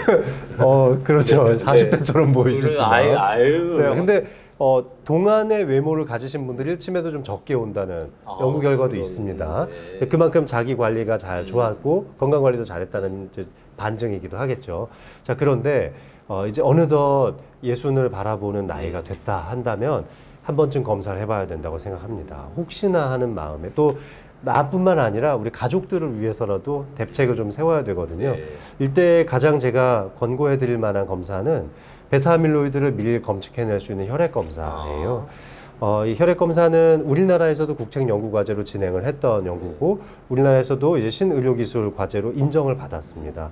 그래서 현재 국내에서도 많은 기관, 대학병원뿐만 아니라 신경과의 많은 클리닉에서도 이 검사를 대행해드리고 있는데 검사를 해보면 내 뇌 속에 쌓여가는 베타아밀로이드 수치를 혈액 검사만으로 바로 알아볼 수 있어요. 요즘 한 5일에서 일주일 정도면은 검사 결과 나오거든요. 예전에 한 달 정도 걸렸는데 많이 빨라졌고요. 제일 정확한 검사인 이 아밀로이드 PET, CT를 찍는 것은 이제 방사선 노출도 많은데 비용이 너무 비싸요. 상대적으로. 네, 100여만 원이 넘어가는 비용을 지불해야 되는데요. 이 혈액 검사를 통해서 할 수 있는 검사는 최근에 한 20만 원 안팎 정도면 검사가 되거든요. 아주 간편하게 해보실 수 있으니까 예순을 앞두고 계신 분들 또 그러니까 부모님이 환갑이다. 그러면 저는 환갑 기념 선물로 그런 거 한번 해보시면 좋을 것 같다는 생각이 듭니다. 사실 그런 검사 결과가 내 인생의 앞길을 안내해주는 내비게이션이 될 수 있는 그럼요, 거잖아요. 맞습니다. 그럼 미리 알 수만 있다면 항로를 좀 바꿔드릴 수 있겠죠. 그렇죠. 그럴 때 뭐 미리부터 뭐 예를 들어서 영양제도 좀 챙겨 먹어보고 혈관 건강에 좋다고 하는 밥도 좀 잘 챙겨 먹어보고 운동도 열심히 하고요. 그리고 내가 평상시에 되게 늦잠 자는 스타일이면 조금 일찍 자고 일찍 일어나는 습관도 가져보고요. 그러면 아마 그 치매 걸릴 수 있는 확률을 유전적 영향이 20%면 내 후천적 영향이 80%잖아요. 네. 그것만 잘 교정해도 치매 80%는 막을 수 있다는 거죠. 조기 진단을 위한 조기 검사가 내 인생의 네. 내비게이션이 될 수 있습니다. 아, 그래서 네. 장민욱 선생님의 클리닉 이름이 뇌비게이션입니다. 뇌의 길을 안내해 드립니다. 그러면 우리는 네. 공영방송이 아니니까 솔직히 말해서 네. 제가 장민욱 선생님의 클리닉 뇌비게이션을 방문했어요. 네. 사실 아버지께서 뇌경색을 앓으셨고 네. 어머니께서 간암을 투병하시다 그렇죠. 돌아가셨는데요. 저는 아직 아무런 증상도 없습니다. 그리고 먹고 있는 약도 없는데 네. 혹시 제가 어떤 검사를 받을까요? 라고 여쭤보면 네. 뭐라고 답을 하시겠어요? 와, 일단 좋습니다. 네. 환갑을 앞두고 네. 제대로 검사를 한번 네. 받아보고 싶습니다라고 환자가 네. 말한다면 네. 그렇다면은 크게 세 가지 측면에서 볼 필요가 있을 것 네. 같아요. 그동안 살아왔던 인생 속에서 뇌에 어떤 흔적을 남겼는지. 그걸 보는 제일 좋은 방법은 뇌 사진을 찍어보는 거죠. 간단하게는 CT만 찍어봐도 알 수 있고 조금만 더 비용을 지불한다면 MRI를 통해서 조직의 노화 상태를 볼 수 있을 거예요. 내가 그동안 얼마나 절제된 인생을 살았는지, 얼마나 방탕한 인생을 살았는지 시험 제가 보는 느낌으로. 바로 얘기해 드릴 수 네. 있습니다. 어머, 술을 한 잔도 안 드셨군요. 그런 것도 다 나옵니다. 그러면 그 나이에 비해서 얼마나 노화가 진행되는지 또 혈관 상태 얼마나 나쁜지 그 과거를 들여다볼 수 있죠. 네. 지금 현재의 상태를 보는 방법 중에 하나는 인지력 평가를 해보는 거예요. 그래서 내가 내 나이 또래 수준의 인지력을 발휘하고 있느냐. 그것도 학력 수준에 비교해서 다 결과가 나옵니다. 네, 딱 맞춰서 이제 네. 다르다는 거죠. 남녀별로 이 발휘하는 뇌의 기능에 생물학적 차이가 있어요. 네. 남성인 경우에는 공간 지각 능력이 좀 더 좋고 조금은 집중 능력이 더 좋아요. 여성인 경우에는 멀티태스킹 능력이 좋고 추론 능력이 더 좋거든요. 이런 점들이 반영돼서 결과에 다 나옵니다. 근데 그런 거에 비추어 봤을 때 내가 어느 정도 수준인지 나오거든요. 그래서 1등부터 100등까지 점수가 나와요. 심지어 나 한 15등 했구나 이렇게 나옵니다. 재미는 있겠네요. 근데 뭐 결과에 따라서 상처가 클 수도 있지만. 그래서 의학적으로는 네. 85등 밑으로 떨어지면은 그게 통계적으로도 조금 인지력이 떨어졌다고 진단을 해내는 오히려 거죠. 그 진단 받으면 그때부터 주의하고 조심하면 그럼요. 되는 맞습니다. 거예요. 네. 이때부터 노력하면 다시 50등 안으로 들어갈 수 있거든요. 네. 그래서 그런 지금 현재 나의 인지력 상태를 살펴보고요. 과거, 현재. 맞습니다. 그러면서 뭐 정량적 뇌파 검사를 해보면 네. 뇌를 얼마나 잘 쓰고 있는지도 나와요. 우리 지금 학생들한테 그런 얘기 하잖아요. 얘는 머리는 좋은데 안 쓰고 살아. 뭐 그렇게 얘기하죠. 그래서 실질적으로 인지력은 되게 높은데도 네. 되게 멍하게 안 쓰고 사시는 분들도 있어요. 이런 경우에는 정량적 뇌파 검사를 통해서 현재 뇌의 활동성 평가가 가능합니다. 그래서 조금 공부 좀 하셔야겠어요. 아니면 너무 많이 쓰고 계셔서 피로해 보이면 조금 잠도 좀 주무시는 시간 좀 늘리세요. 네. 이런 말씀 드리기도 합니다. 네. 그 다음에 이제 미래를 예측하는 네. 방법으로는 아까 말씀드렸던 그런 베타 아밀로이드를 미리 알아보는 거죠. 그러면 혹시 어쩌면 10년 뒤에, 15년 뒤에 올 수 있는 가능성을 엿볼 수 있으니까요. 그래서 그런 방식으로 검사를 해보면 충분히 진단이 가능하고요. 최근에는 급여 적용 항목들도 많아지고 있어서 네. 예전보다는 훨씬 더 저렴한 비용으로 검사가 가능합니다. 그래서 제가 방송할 때마다 늘 물어보고 싶은 거 얼마예요? 얘기하셔도 되잖아요, 우리끼리는. 과거는 얼마고 현재는 얼마고 미래는 얼마예요? 지금 말씀드린 이런 모든 검사를 다 해도 자기 부담 비용이 네. 한 60만 원에서 70만 원 정도 수준이면 이제 가능한 시대가 됐어요. 물론 그것도 큰 돈이지만 생각보다는 맞습니다. 저렴하네요. 예전에는 MRI 한 번만 찍어도 100만 맞아요. 원이 넘게 들기도 네, 했거든요. 네. 지금 이제 정부의 의료 정책 덕분에 일부 급여 적용이 상당히 용이해지기도 네. 했습니다. 그래서 환자분의 인지력이 약간 저하되어 있고 그런 부분들이 객관적으로 증명된다면 비용을 좀 절약해서 촬영할 수 있는 방법들도 있습니다. 뿐만 아니라 조금 이제 중증의 치매로 진행되신 분들은 이 치매에 대한 산정 특례라는 것을 적용받으실 수도 있는데요. 그렇게 되면 전체 비용이 3분의 1 이하로 줄어들기도 합니다. 그래서 조금 우리 부모님이 좀 늦은 것 같다라는 느낌이 들지만 비용적 문제 때문에 그동안 못 받아오셨던 분들도 주치의와 상담하시면 굉장히 비용적 혜택을 많이 보실 수 있는 여지가 네. 있어요. 여러분 오해 안 하셨으면 좋겠는데요. 절대 협찬 방송 아닙니다. 네, 그냥 장민욱 선생님과 저의 순수한 친밀한 관계로 이런 대화를 나누는 거고. 이제 앞으로는 80만 원을 못 받겠네. 그러니까 김지원 TV를 보고 가신 분들은 그 가격에서 되겠습니다. 네, 결정이 되겠습니다. 네. 아니, 제가 늘 여쭤보고 싶었던 거고, 네. 사실 제가 어쨌든 클리닉에 방문하면 이런 상담을 하는 거잖아요. 맞습니다. 네. 아, 그리고요. 네. 그 건강검진, 자녀들이 좀 이렇게 회사 다니실 그렇죠. 때 네. 건강검진, 부모 건강검진 받을 수 있는 게 있거든요. 네. 근데 그럴 때 거기에 좀 껴서 검사를 하면요. 예. 요즘 MRI를 한 20만 원 정도에도 찍어서 오, 가져오시더라고요. 그래요?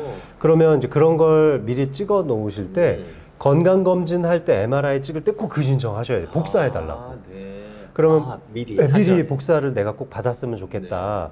그러면 그 복사를 한 걸 갖고 계시면은 저희 같은 이제 신경과 전문 클리닉에서 또는 이제 대학병원 가실 때에도 그거 가져가시면 다시 찍을 필요가 없잖아요. 네, 네. 그러면 훨씬 더 비용 절약을 하실 수가 있어요. 네.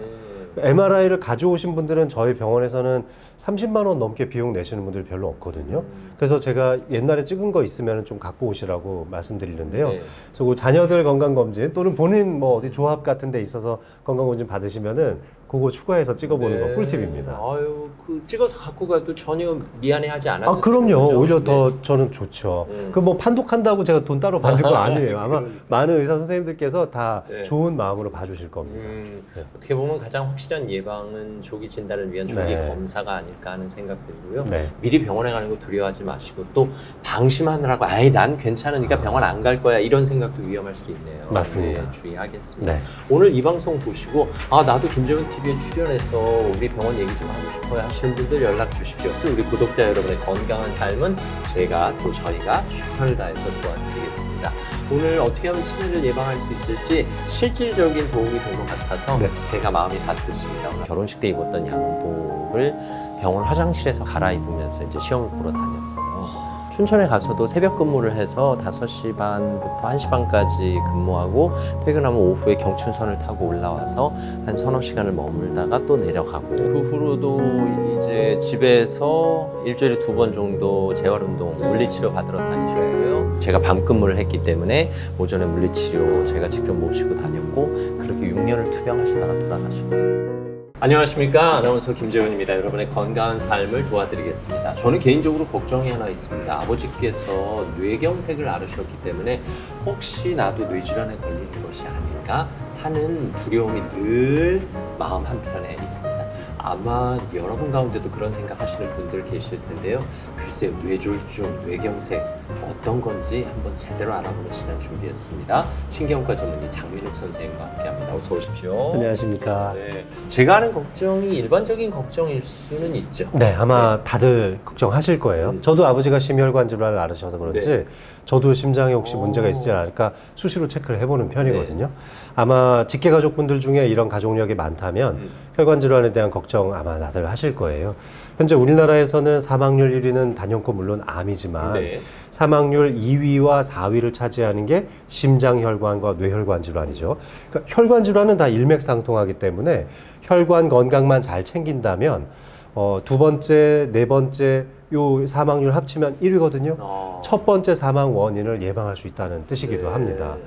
앞서서 저희가 뭐 치매에 대한 얘기도 나눠본 적이 있지만 치매 같은 경우는 유전력이 한 1-20% 된다고 말씀드렸잖아요. 저희 뇌졸중 학회에서는 공식적으로는 유전은 안 된다고 얘기합니다. 그래요? 뇌졸중과 관련된 유전자는 없다라고 얘기합니다. 아, 그래요? 공식적으로 그렇게 얘기해요. 네. 그렇지만 분명한 건 영향을 받는다는 거예요.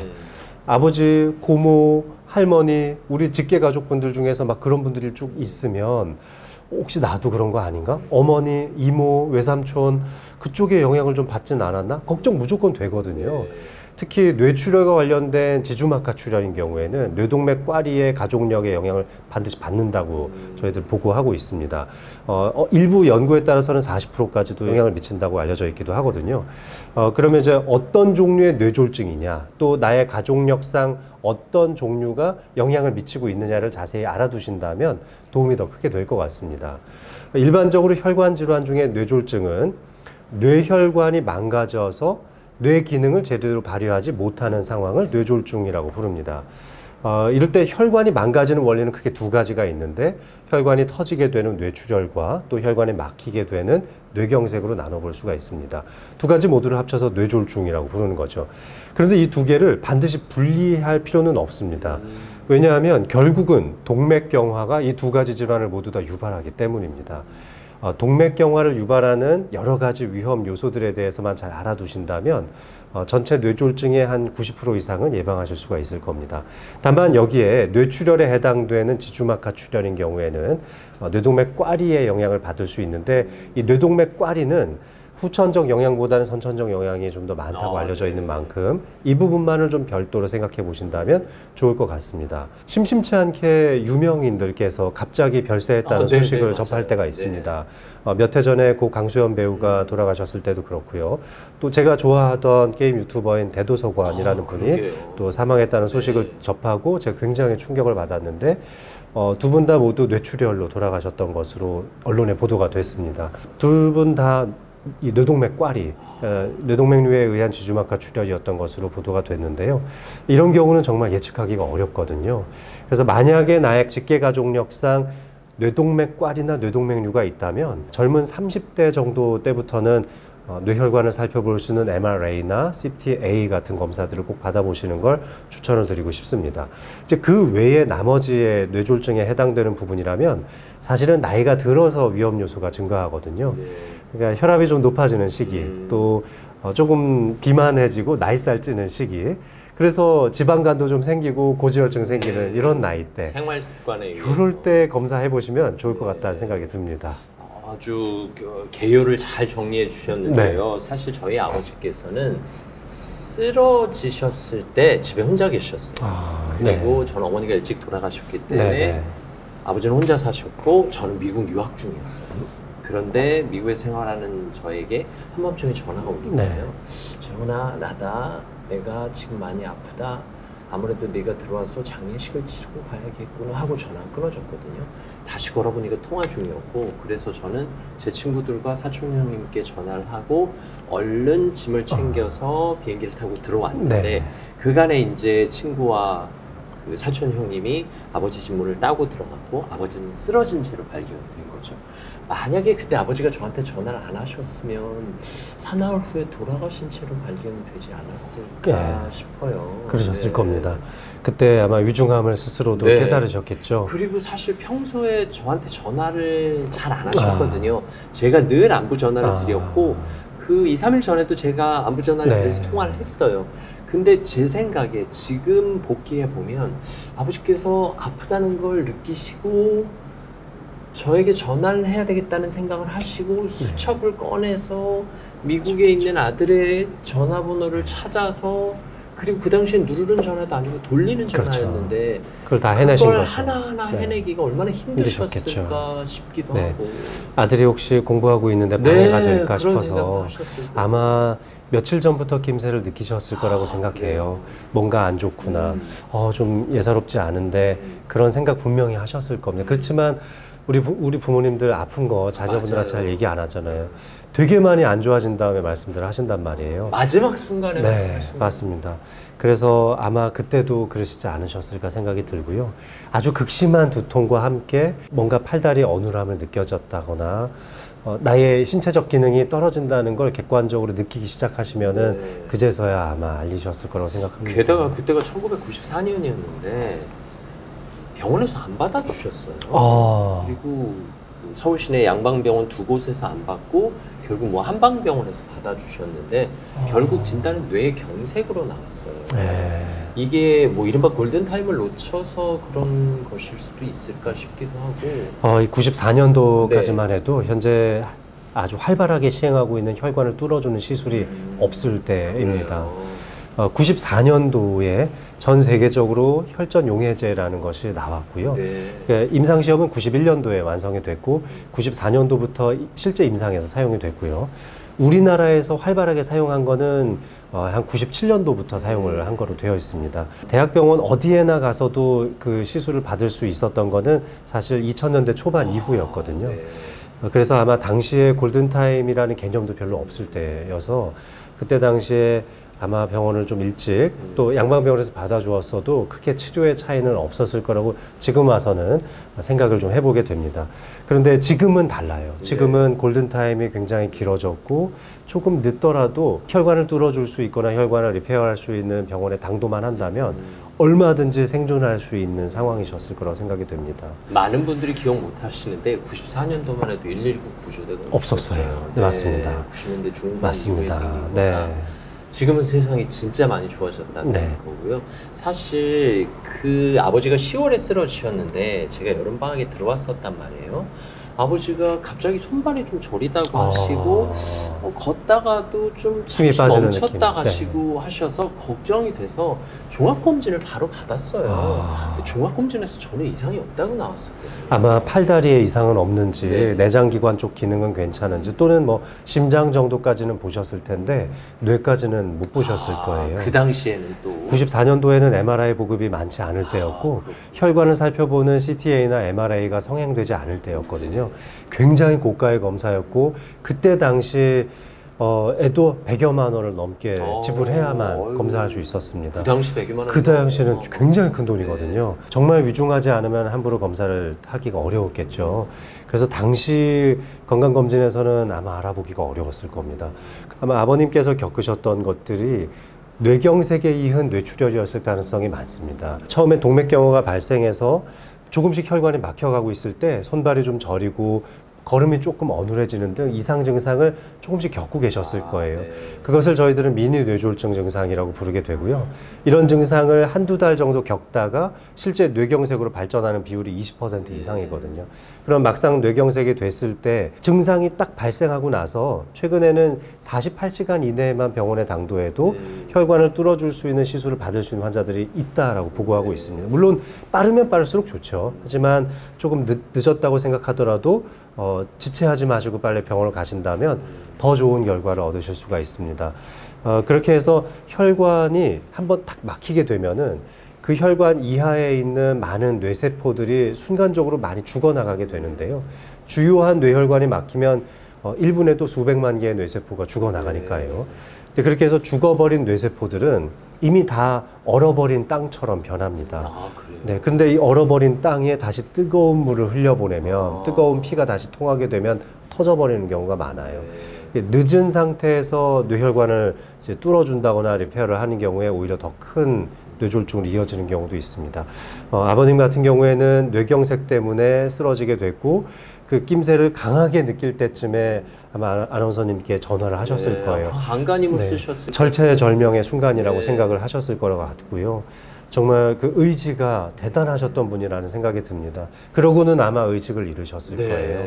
그런 상태에서 이 막혔던 혈관이 그 압력을 이겨내지 못하고 확 터져버리는 경우가 있습니다. 이것을 이제 뇌경색 이후에 뇌출혈적 변화라고 부르는데 이 뇌출혈적 변화가 발생하면은 사망률이 매우 높아지게 됩니다. 그때부터는 의식을 다시 되찾기가 어렵고 결국은 이제 돌아가시는 길로 접어들게 되는 거죠. 94년도만 해도 이런 거에 대한 치료 개념이 전혀 정립되어 있지 않을 때여서 저희들 논문을 봐도 그런 사포화가 그려져 있을 정도였어요. 의식을 잃은 환자가 응급실에 오면은 뇌졸중이니까 내버려둬. 라는 사포화가 굉장히 유명한 미국 잡지인 NEJM이라고 하는 굉장히 유명한 잡지에 사포화가 실릴 정도였거든요. 근데 지금은 뇌졸중이니까 빨리 응급실로 모셔, 빨리 시술실로 들어가자 이렇게 사포화가 바뀌었거든요. 근데 그때만 해도 뇌졸중이니까 할 수 없어, 내버려둬 이렇게 치료하던 시절이었죠. 그러면 내가 좀 이상하다. 네. 그럴 때 어떻게 해야 돼요? 혹은 아버지 어머니가 좀 이상하다. 네. 그럴 때 일단 좀 누워서 쉬어볼까? 아니면 일단 좀 자고 나면 괜찮지 않을까? 이렇게 생각하실 수도 있잖아요. 뇌질환을 다룰 수 있는 과는 두 개입니다. 네. 신경과와 신경외과. 네. 신경과 신경외과 요즘은 굉장히 많이 주변에 있어요. 주간 시간에 가까운 클리닉에서라도 개인 의원이더라도 빨리 진료를 볼 수 있다면 빨리 모셔야 됩니다. 그리고 사실은 지금 119 시스템이 너무 잘 돼 있어요. 뇌졸중이 의심되는 증상이 조금이라도 있으면 119 대원한테 물어보면 됩니다. 내가 오른쪽 손이 조금 어눌한 것 같아요. 아니면 우리 아버지가 지금 말씀을 잘 못하세요. 그러면 119 대원이 거기 나와 있는 매뉴얼대로 뇌졸중 의심 증상에 대해서 확인을 해줍니다. 어느 쪽 손을 한번 들어보시라고 해보세요. 혹시 혀가 잘 움직여지지 않나요? 침을 한번 삼켜보라고 해보세요. 말씀을 한번 여쭤보세요. 입을 벌리면서 혀를 내밀어 보라고 해보세요. 이런 걸 다 매뉴얼대로 합니다. 그러면 거기서 안 좋은 결과들이 있으면 바로 출동하겠습니다라고 얘기를 해주죠. 의심 증상이 있다면 누구한테 물어볼 이유가 없어요. 그냥 119 대원한테 전화해서 물어보면 돼요. 네. 이게 뇌졸중이냐? 갑자기 오른쪽 눈이 감겨가지고 안 떠진다. 그러면 바로 해결책을 제시해 줍니다. 네. 그러니까 챗 GPT한테 물어볼 시간도 없어요. 그냥 119한테 전화하면 대화로 바로 물어보시면. 해결책이 나오는 시절이 실제로 됐습니다. 저희 퇴직한 선배 한 분은 어느 날 갑자기 모든 비밀번호가 생각이 안 나더라고요. 네. 그리고 전화번호도 생각이 안 나더라고요. 그래서 아들한테 야 내가 전화번호가 생각이 안 난다 그랬더니 아빠 병원 가자 해서 갔더니 뇌경색이었어요. 그게 전략적 뇌경색입니다. 아. 굉장히 뇌경색 부위는 작아요. 그래서 네. 뭐 팔다리가 마비가 오거나 얼굴이 돌아가거나 하지는 않거든요. 그런데 딱 그 기억력만 특정 기억력만 상실되는 뇌경색이 있거든요. 네. 정말 천운이 따랐네요. 그 아들이 똑똑한 거예요. 그렇죠. 아들이 대처를 잘했네요. 그리고 저희가 바로 이제 병문안을 갔는데 멀쩡해지셨죠? 네, 아무렇지도 않으세요. 근데 네. 이런 검사 하시더라고요. 뭐 오른손 들어서 뭐 왼쪽 귀를 왼쪽 귀 잡아라. 잡으세요. 네, 왼손 네. 들어 오른쪽 귀 잡으세요. 뭐 네. 이렇게 하세요. 근데 네. 이걸 못 하시더라고요. 맞습니다. 복합적 사후 처리 과정이 전략적 뇌성에서 잘 안 돼요. 게다가 덧셈 뺄셈을 한 자릿수 더하기 두 자릿수는 못해요. 근데 세 자릿수 더하기 세 자릿수는 해요. 특정 그 연산 능력이 떨어질 수 있죠. 신기하죠. 두 자릿수 계산만 못 하시는 거예요. 네, 두정엽 쪽에 전략 뇌경색이 찾아오면 지금 야. 딱 말씀하신 그 네. 현상이 생깁니다. 물론 바로 회복하셔서 지금 건강하게 아주 잘 살고 계신데 네, 그런 위기의 순간에는 빨리 병원에 가는 게 중요하고 맞습니다. 네. 최근에 이 혈전 용해제라는 치료가 많이 이제 투여가 되고 있고요. 그리고 그거에 이어서 혈관을 재개통시켜주는 시술도 합니다. 네. 제가 대학병원에 근무할 때 주로 했던 역할들이 그런 거였는데요. 이 환자가 뇌경색인지 뇌출혈인지 빨리 감별을 해내고 대개는 15분 안에 감별하는 걸 목표로 잡습니다. 그래서 15분 안에 감별을 해내고 1시간 이내에 치료가 시작되는 것을 목표로 잡아요. 그래서 정말 분주하게 움직이게 되거든요. 수술장을 준비해서 혈관을 뚫어주는 시술 준비를 시키고 환자들 미리 MRI까지 다 찍은 상태에서 시술장을 옮겨서 혈관을 뚫어주는 기구가 들어가는 바로 그 순간까지 1시간 이내에 해내고 있거든요. 네. 요즘 119에 전화하면 뇌경색 환자들, 뇌졸중 환자들의 병원 이송 속도가 8분 이내로 잡혀져 그래요? 있습니다. 엄청나죠. 아. 그러니까 도심에서 사시는 분들은 대개는 한 7, 8분 이내에 응급실로 당도가 가능하고요. 시골에 계시는 분들도 대개는 30분 이내에 당도를 시켜줘요. 네. 그러니까 아들한테 전화하는 것도 물론 중요할 때가 있지만 119한테 전화하는 게 맞아요. 최고 빠릅니다. 네. 반면 이제 저희 아버지께서는 그렇게 해서 병원에 입원하셨고 저는 24시간 만에 귀국을 하신 거죠. 아버지를 만나 뵀는데 그때 이미 팔다리 마비 되셨고 섭식장애 왔고 배변장애 왔고 언어장애 왔고 그리고 눈물로 이제 저를 맞이해 주셨죠. 이게 감정 조절이 안 돼서 그런지 그 이후로 하루에도 여러 번 우셨거든요. 근데 그 운다는 행동 자체가 막 눈물을 흘리는 게 아니라 그냥 하면서 못 견디는 이게 감정 조절 어려움 때문일까요? 본능적으로 다 느끼셨을 거예요.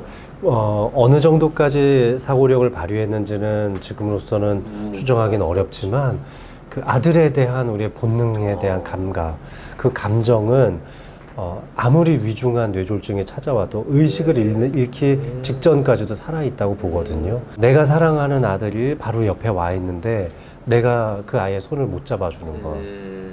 그게 아마 너무너무 그 본능적인 안타까움이 강하셨을 거라고 생각이 돼요. 그런데 그렇게 병원에 입원하시면 전 치료가 될 줄 알았어요.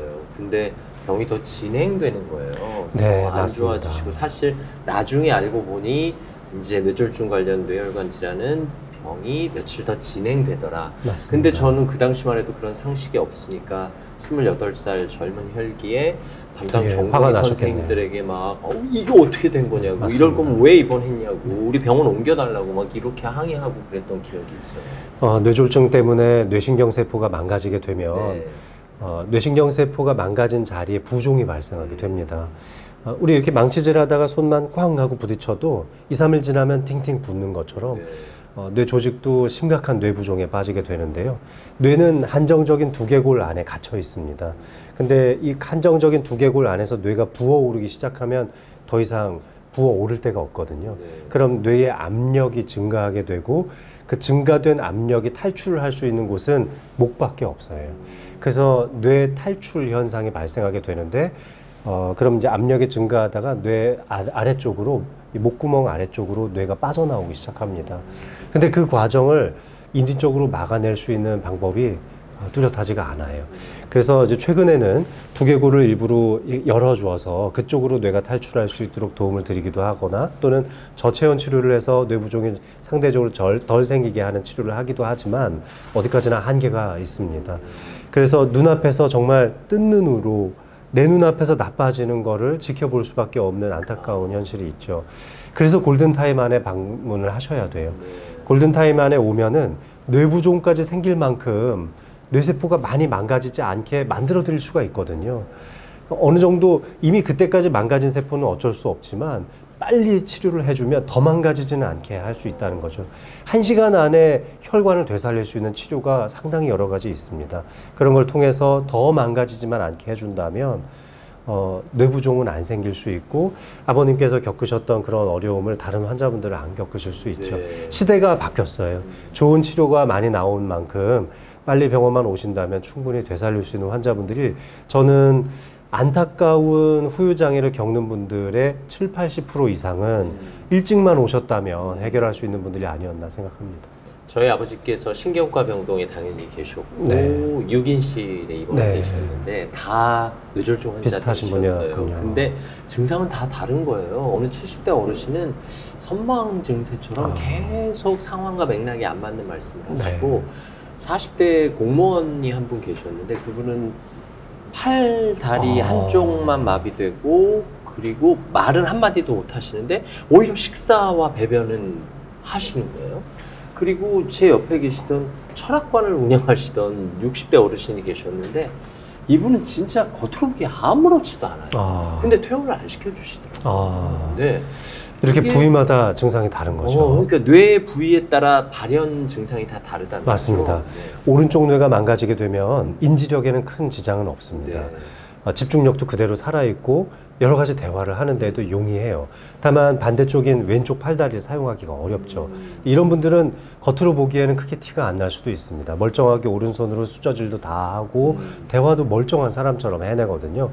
그렇지만 걸음은 못 걸으실 수도 있어요.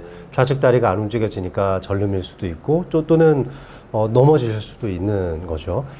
그에 반해서 좌측 뇌경색이 오신 분들은 오른쪽 팔다리 사용도 물론 어렵거니와 의사소통 자체가 안 됩니다. 그래서 아들이 와도 아들이 왔다는 건 알지만 아들 왔어? 이렇게 말을 못 하시는 거죠. 이렇게 언어 능력이 저하되시는 분들도 있고요. 또 내 의사 표현을 충분히 하는데 전혀 말귀를 못 알아듣시는 분들도 있어요. 그러니까 남의 말은 듣지 않고 내 얘기만 하시는 분들도 있거든요. 부위에 따라서 증상은 굉장히 다양할 수 있습니다. 그리고 겉으로 보기엔 멀쩡하지만 퇴원을 안 시키는 경우는 혈관이 찢어져 있는 상황 또는 혈관이 굉장히 위중한 동맥경화가 진행되고 있지만 아직은 혈류가 막히지 않았을 때 그러면 피는 여전히 통하고 있으니까 뇌세포가 죽진 않았지만 언제 막힐지 모르는 절체절명의 순간이라는 거거든요. 그런 것들을 의료진들이 파악해서 이분이 얼마나 더 입원을 해야 될런지 또 후유장애가 얼마나 심각하게 남을 수 있을런지 부위를 보고 결정하게 되죠. 뇌졸중이 크게 찾아왔다고 해서 후유증이 큰 건 아닙니다. 정말 우리 뇌에서 중요한 기능을 하는 부위가 얼마만큼 침범당했느냐에 따라서 다른 거죠. 병원 생활 중에 저는 2달 만에 텔레비전에서 아나운서 모집 공고가 나와서 아나운서 시험을 보러 다녔고요. 혹시 아버지 장례식을 치르지 않을까 생각해서 미국에서 챙겨 나온 결혼식 때 입었던 양복을 병원 화장실에서 갈아입으면서 이제 시험을 보러 다녔어요. 그러셨군요. 1차, 2차, 3차, 4차, 5차 볼 때마다 아빠 나 시험 보고 올게 하고 얘기하면 아버지는 또 그때도 폭풍 오열을 그 순간순간마다 아셨을 거예요. 네, 뭐 미안한 마음도 있으시고 그때만 해도 말씀을 못 하셨는데 감정 전달을 하셨고 결국 제가 KBS 아나운서에 합격했다는 얘기를 듣고는 거의 1시간 가까이 우신 것 같아요. 네. 한편에 있던 그 미안함이 조금은 그래도 희석되는 그런 순간이 아니었을까 싶기도 해요. 아들 그리고- 걱정할까봐 전화도 네, 한번 못 하셨던 맞아요. 아버님이라면 네. 정말 100번 그러고도 남으셨을 것 같아요. 그리고 입사 이후에도 저는 이제 병원에서 출퇴근하면서 연수를 받았어요. 아. 네. 그리고 KBS 아나운서들은 모두 1년 동안 지역 근무를 해야 했기 아, 때문에 네. 춘천에 발령이 네. 나서 나갔고 이제 그제사 간병인 선생님을 모셔서 아버지를 맡겨드렸고 춘천에 가서도 새벽 근무를 해서 5시 반부터 1시 반까지 근무하고 퇴근하면 오후에 경춘선을 타고 올라와서 한 서너 시간을 머물다가 또 내려가고 하는 일을 1년 정도 반복했죠. 근데 사실 그때만 해도 한 병원에 6개월 이상 입원을 하실 수 없었어요. 근데 아버지는 병세가 확 호전된 건 아니고 언어는 어느 정도 일상 대화가 가능할 정도로 회복했고 그리고 부축여서 화장실을 갈 정도로 팔다리 기능이 회복됐고 네. 뭐 배변 기능은 회복하셨고요. 그래도 어쨌든 불안하니까 재활의학과에 네. 입원을 그렇죠. 시켜드렸고 네. 거기서도 또 6개월 있다 다른 병원 재활의학과를 갔고 그러니까 제가 춘천에 근무하는 동안은 재활병동에 입원해 계셨고 그러셨군요. 제가 춘천에서 서울 올라와서 그제서 이제 집으로 오신 그런 경우예요. 와, 지금 생각해도 네. 교과서 같은 치료 과정이거든요. 그래요? 네.